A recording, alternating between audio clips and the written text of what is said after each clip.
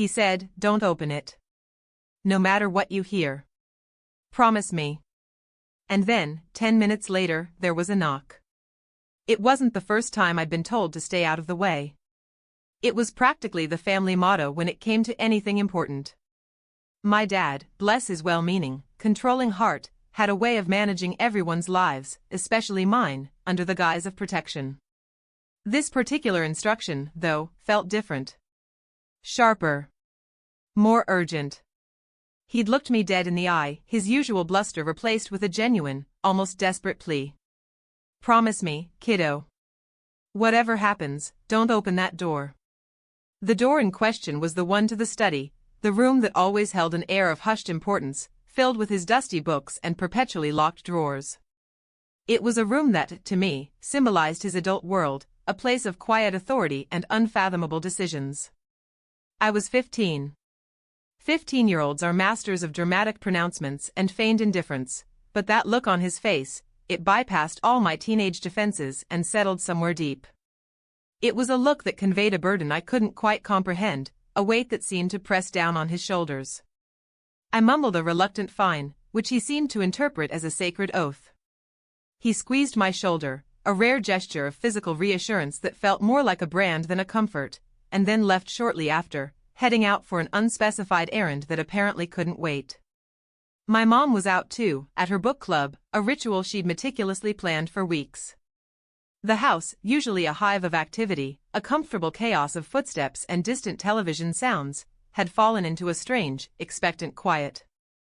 I wandered the downstairs rooms, the silence pressing in, thick and tangible. The grandfather clock in the hall chimed the hour, each tick and talk amplifying the stillness, making the emptiness of the house feel more profound. The late afternoon sun cast long, lazy shadows across the Persian rug in the living room, highlighting dust motes dancing in the air, and I found myself tracing the patterns with my eyes, anything to break the monotony of my own thoughts. Then, the sound. Faint at first, like a moth fluttering against glass. A tentative tap. Tap. Tap. It was coming from the study. My first instinct was to dismiss it. A branch, maybe, brushing against the windowpane during a gust of wind. A squirrel, perhaps, scampering across the roof. But it was too rhythmic, too deliberate. Tap. Tap. Tap.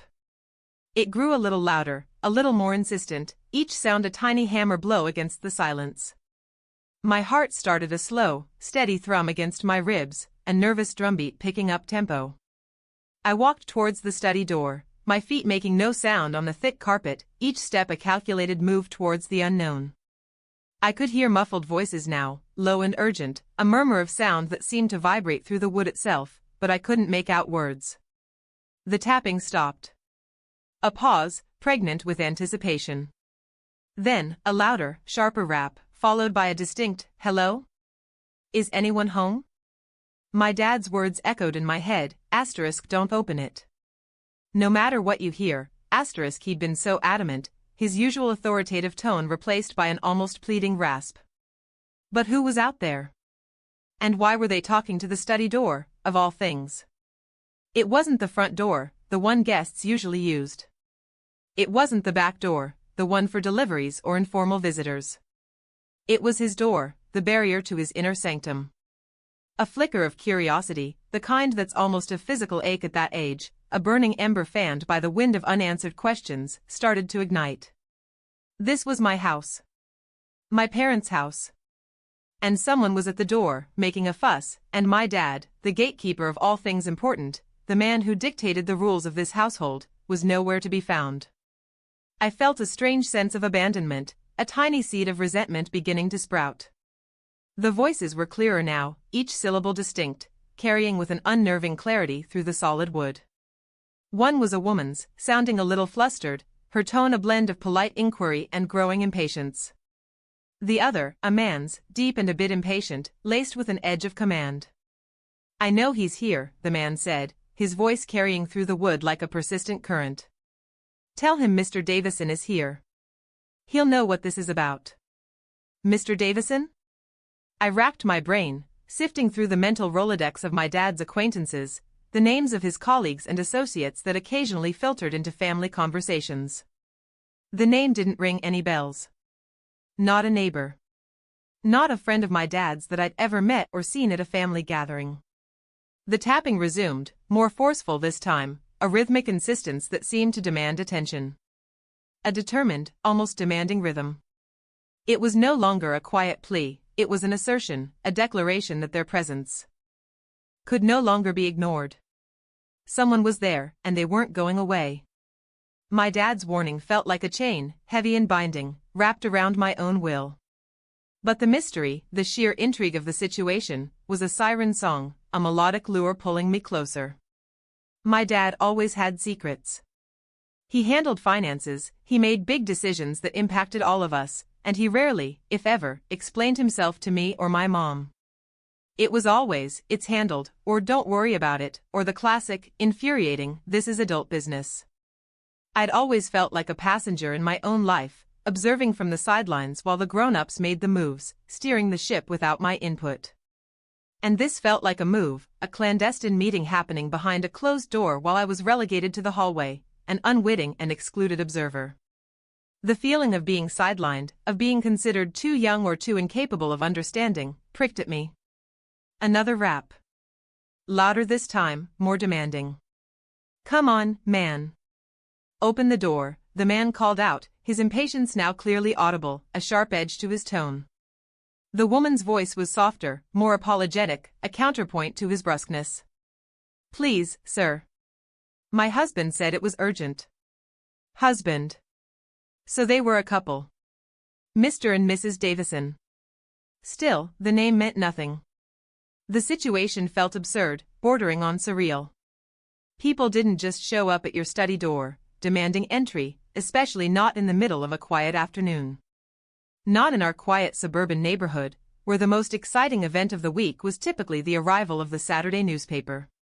Unless it was something serious. Something my dad had been trying to avoid, a problem that had finally caught up with him. The thought sent a shiver down my spine. I backed away from the door, my palms slick with sweat, the cool wood of the hallway wall offering no comfort. My dad's face swam before my eyes, his anxious gaze, the desperate plea in his voice. Promise me. Whatever you hear, what if opening the door would unleash something terrible, something dangerous? What if Mr. Davison was here to cause trouble, to confront my dad with accusations or threats? But then, what if my dad needed me to open it? What if this was some kind of emergency he hadn't anticipated, a situation where my dad, for all his control, needed unexpected help? The internal debate raged, each tick of the clock a little more maddening than the last, a relentless reminder of the passage of time and the escalating tension. The voices outside continued, a low murmur of hushed urgency punctuated by the insistent rapping. It sounded like a negotiation, or perhaps an ultimatum, the stakes clearly high, whatever they might be. Then, a new sound. A metallic click. And the distinct, drawn-out creak of a lock turning. My breath hitched, caught in my throat. Someone had a key. Or they'd found a way in, a method of access that bypassed the need for me to grant permission. The door didn't swing open immediately. There was a moment of silence, a held breath that seemed to stretch for an eternity. Then, the study door opened a crack, just enough to reveal a sliver of light spilling into the dim hallway, illuminating the dust motes that had previously danced unseen. I could see a silhouette against the light, a figure I didn't recognize, dark against the sudden brightness. The voices were louder now, still hushed, but the tension was palpable, a palpable energy that emanated from the opening, even from a distance. I strained my ears, trying to catch more snippets of conversation. I heard a name mentioned, a name I definitely knew. My dad's name. And then something about a discrepancy. That word, discrepancy, landed like a stone in my stomach, heavy and unsettling. Discrepancies were what my dad dealt with. Financial discrepancies. Business discrepancies.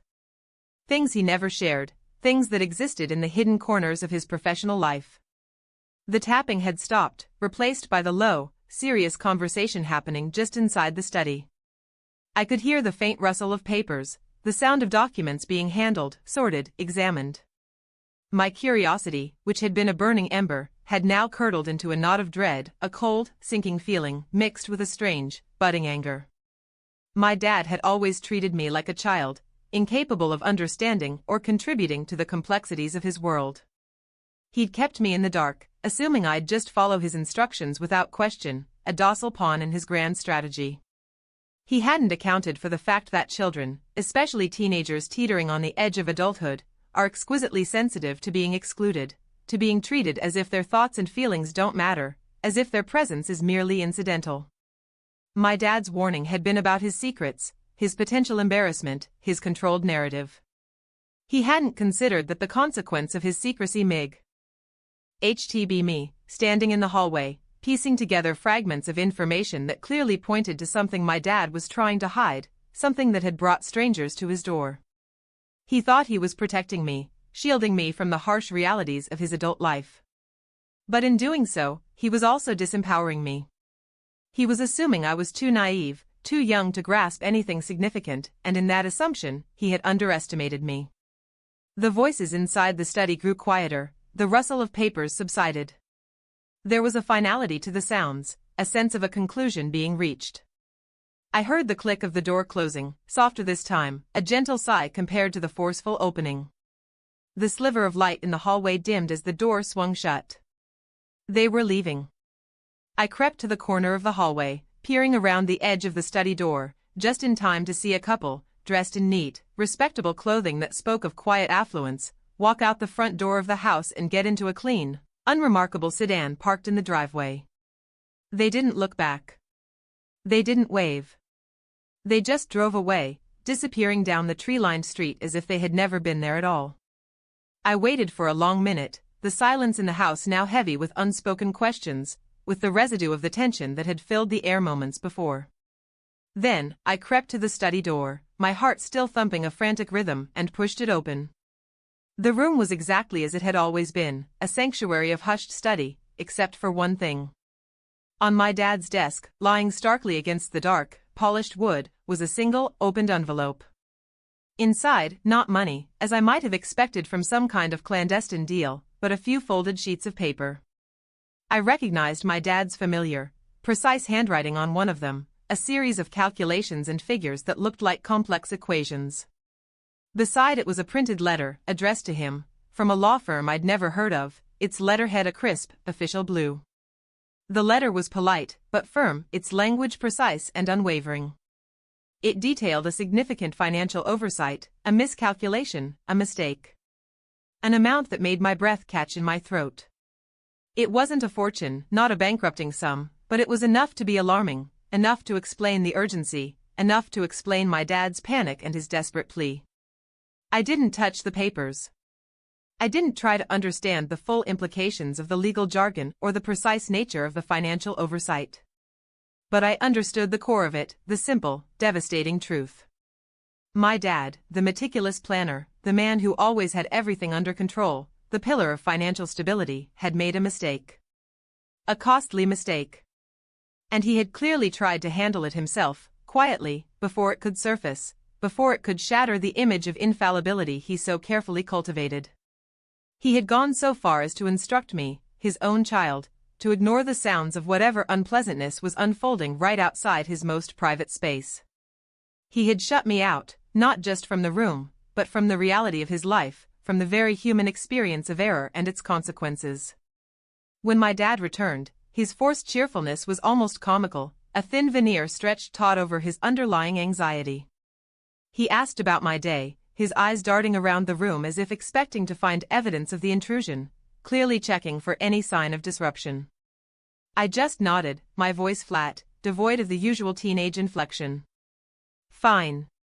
He launched into a monologue about the traffic, the inconvenience of his errand, anything to fill the air, to distract from the awkward silence that hung between us. He never asked about the study door. He never asked if I'd heard anything. He just assumed his instructions had been followed, his secrecy maintained, and the whole incident had been successfully contained, both from outsiders and, more importantly, from me.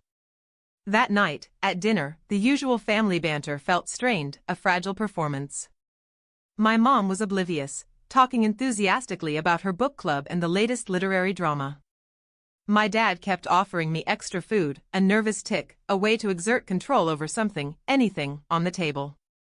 I watched them, the two people who were supposed to be my anchors, my guides, and for the first time, I felt a chasm open between us, a silent divide that stretched wider with each passing moment. It wasn't a dramatic, earth-shattering revelation, no thunderclap of realization. It was quiet, a slow dawning of understanding, like the gradual shift of light before dawn. My dad's control wasn't about protecting me, as he often claimed. It was about maintaining his image, his carefully constructed facade, the illusion of perfection that he desperately clung to. The quiet revenge wasn't a grand gesture, no dramatic confrontation or outburst. It was simply this: from that day on, I stopped asking Hem for advice. I stopped confiding in them about my plans, my worries, my successes. When they asked what I was doing, I gave them vague, non-committal answers, the kind that required no further explanation and invited no deeper inquiry. I stopped expecting them to understand or to be interested in the deeper currents of my life, in the things that truly mattered to me. My dad had wanted me to be ignorant, to be easily managed, a child who followed orders without question. And I had given him precisely that, or at least, the appearance of it. I became a ghost in my own home, present but unacknowledged, my inner world a locked room he'd already warned me not to enter. The social consequence wasn't an outburst, it was a slow, almost imperceptible drift, a subtle redirection of my emotional energy. My parents, accustomed to my dependence and my open nature, started to look at me with a faint, perplexed concern, a flicker of unease in their eyes. They sensed the distance, the growing silence, but they couldn't comprehend its cause. They had built a wall of silence around themselves, around their secrets and their vulnerabilities, and I, with a quiet precision born of their own example, had simply stepped over to the other side, finding my own space beyond their carefully constructed barriers.